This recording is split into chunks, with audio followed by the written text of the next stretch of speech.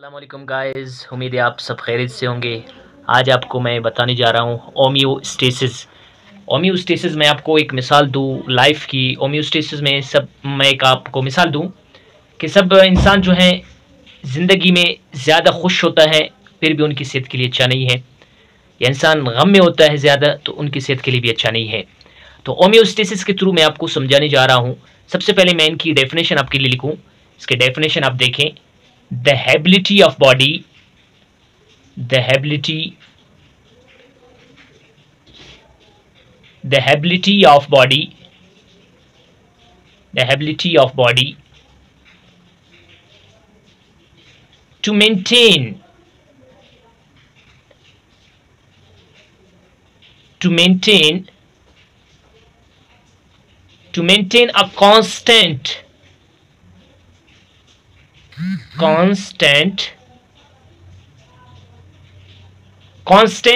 internal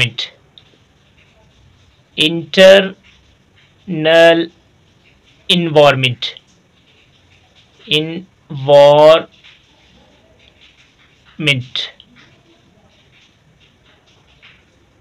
is called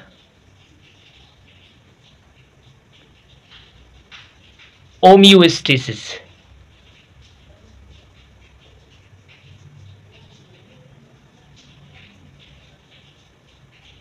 homeostasis के बाद मैं आपको समझाने जा रहा हूं इन्वायरमेंट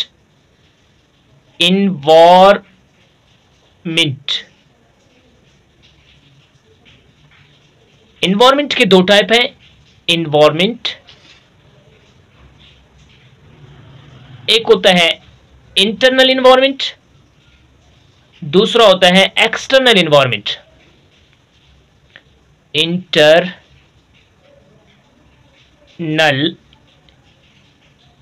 इन्वायरमेंट, दूसरा होता है एक्सटर्नल इन्वायरमेंट।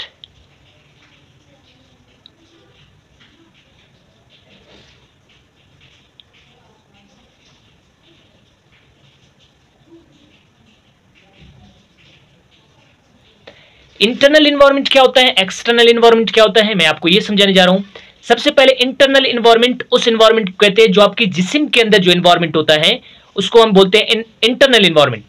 एक्सटर्नल इन्वायरमेंट वो होता है जब आप किसी रूम में बैठे हो तो आपके इर्द गिर्द के जो इन्वायरमेंट होता है वो आपकी एक्सटर्नल इन्वायरमेंट कहलाता है। कैसे? सपोज मैं आपको मिसाल दूं इंटरनल इन्वायरमेंट का। इनसाइड द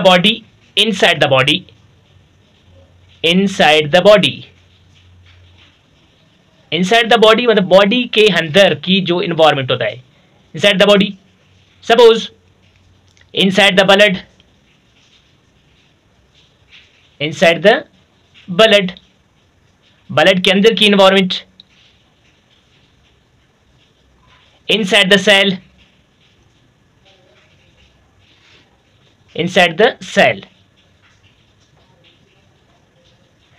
एक्सटर्नल इन्वायरमेंट की आपको मिसाल दूं आउटसाइड द बॉडी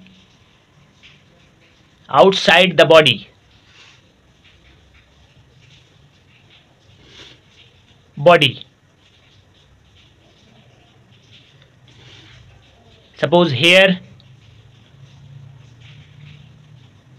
टेम्परेचर,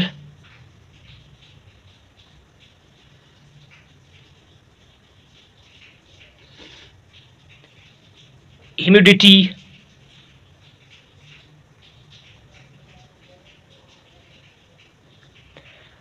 उम्मीद है आप समझ चुके होंगे internal body environment, external environment. Internal environment से मुराद क्या? तो ब्लड के अंदर की जो इन्वायरमेंट होता है वो इंटरनल इन्वायरमेंट में आता है। सेल के अंदर जो इन्वायरमेंट होता है वो इंटरनल इन्वायरमेंट में आता है।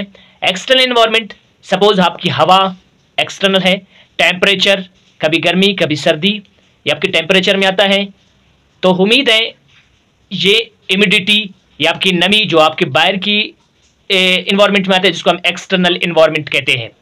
सपोज मैं आपको एक मिसाल दूं, एक जिस्म की मिसाल दूं, एक बॉडी की मिसाल दूं आपको। सपोज हमारे पास एक बॉडी है, हम एक्सटर्नल इन्वायरमेंट को समझने जा रहे हैं। एक्सटर्नल इन्वायरमेंट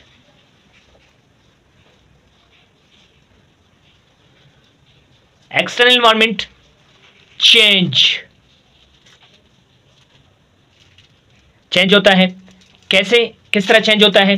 सपोज मैं आपसे एक सवाल पूछूं, सवाल आपसे कर दूं, व्हाट इज या व्हाट आर इंटरनल इन्वायरमेंट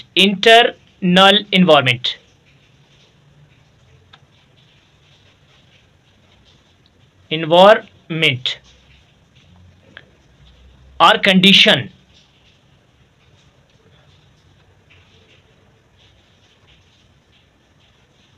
और कंडीशंस।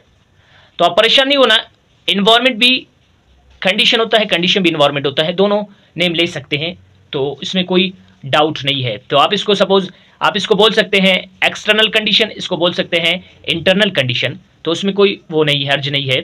तो आपको सपोज मैं बताते रहूं व्हाट आर द इंटरनल और एक्सटर्नल कंडीशन।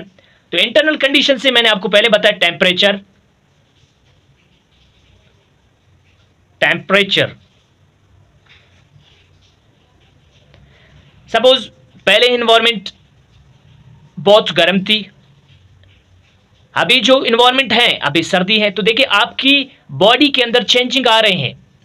टेम्परेचर सपोज यहां भी सर्दी है तो आपके टेम्परेचर कम होते हैं, तो उनको नॉर्मल लेकर आना वो होम्योस्टेसिस का काम होता है।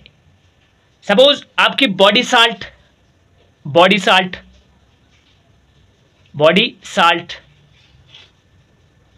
हैंड वाटर, इसी तरह देखिए बॉडी साल्ट मतलब बॉडी साल्ट या वाटर हो, क्या वाटर बॉडी के अंदर ज्यादा हो स्वीट कर सकता है? नहीं, वो हेल्थ के लिए सही नहीं। उनको मेंटेन करने के लिए होम्योस्टेसिस काम देता है। और आपकी इसी तरह वेस्ट प्रोडक्ट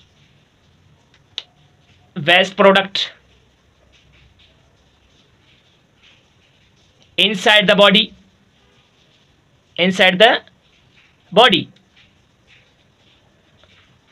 इसी तरह ब्लड शुगर लेवल,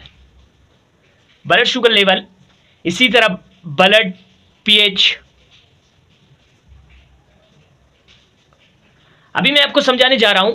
सपोज आपकी जो यहां पे मैं लाइन लगाता हूं, सपोज आपकी जो लेवल है वो ये है, सपोज ये नॉर्मल है,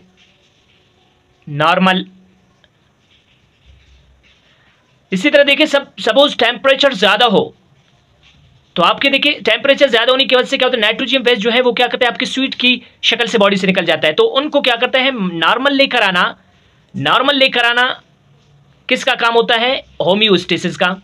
इसी तरह ब्लड प्रेशर, जब ब्लड प्रेशर हाई हो तो उनको मेंटेन करना, बराबर नॉर्मल लेकर आना होम्योस्टेसिस का काम होता है। तो हमारे अंदर होम्योस्टेसिस नहीं होता तो हमारी हेल्थ के लिए सही नहीं होता, क्योंकि हमेशा इंसान जो है उनकी बॉडी टेम्परेचर एक नहीं रहता, ये क्या होता है चेंज होता है। इसी तरह ब्लड शुगर, ये बीमारी नहीं होता है, ये जब क्या होता है ब्लड शुगर हमारे जिस्म के अंदर शुगर की जरूरत होता है, लेकिन जब ज्यादा होता है तो उनको मेंटेन करना, उनको बरकरार रखना होम्योस्टेसिस का काम होता है। इसी तरह ब्लड पीएच, इसकी भी पीएच बढ़ जाएंगे तो हमारी हेल्थ के लिए सही नहीं है, इस पीएच को मेंटेन करना वो होम्योस्टेसिस का काम होता है। होम्योस्टेसिस आपकी जिस्म के अंदर बहुत बड़ी रोल अदा करता है। जब क्या होता है आप टेंशन में हो तो आपकी क्या होता है हाइपर टेंशन हो जाती हो, तो हाइपर टेंशन को मेंटेन कर लेता है होम्योस्टेसिस। इसी तरह सपोज आपकी क्या होता है किडनी में इसी तरह क्या होता है मेंटेनेंस रखते हैं, वो भी होम्योस्टेसिस। होम्योस्टेसिस की आप डेफिनेशन देखिए, the ability of body to maintain a constant internal environment is called homeostasis. जिस्म के अंदर की जो एनवायरनमेंट होता है उसको बरकरार रखना, मेंटेन रखना, उस अमल को या उस प्रोसेस को क्या बोलते हैं? होम्योस्टेसिस। उम्मीद है आपको ये मेरी टॉपिक बिल्कुल याद होगा, और जो किसी को याद नहीं होता तो वो कमेंट में ज़रूर बताएं, और जो हमारी नए व्यूवर्स होती हैं, जो देखने वाले होते हैं, वो मेरे इस चैनल को ज़रूर सब्सक्राइब करें, लाइक करें, शेयर करें, और उम्मीद है इंशाल्लाह हम आने वाले वीडियो में आपसे मुलाकात करेंगे। अल्लाह हाफिज़।